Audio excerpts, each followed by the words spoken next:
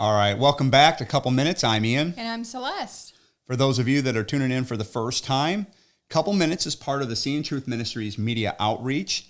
And the purpose of Couple Minutes is to provide a couple's perspective biblically of how they walk out their faith, to include our struggles. Yes. And so if that's something you're interested in, we highly encourage you to subscribe, click the bell to be notified so you do not miss any future uploads. And so today we'll be discussing Sneaking around, or rather not sneaking. Right. And so, a good example of that would be is that as a family, as we've studied out Scripture and the season we're in, dietary-wise, we choose not to eat meat and dairy together. Right.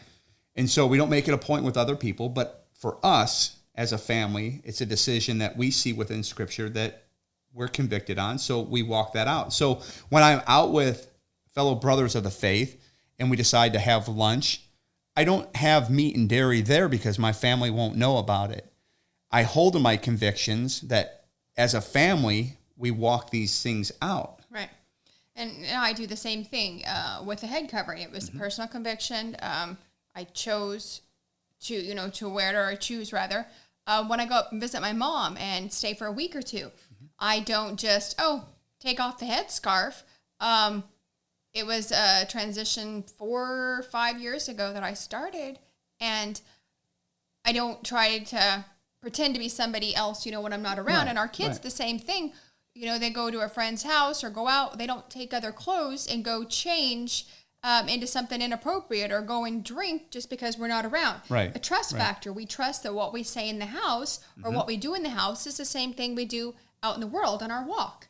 Well, absolutely. And so we see that trust factor and that adherence to that is actually a biblical principle we see in the structure of the Father, the Son, and the church, the bride. Right. We see that directly reflected into the marriage, right? The husband, the wife, and the child.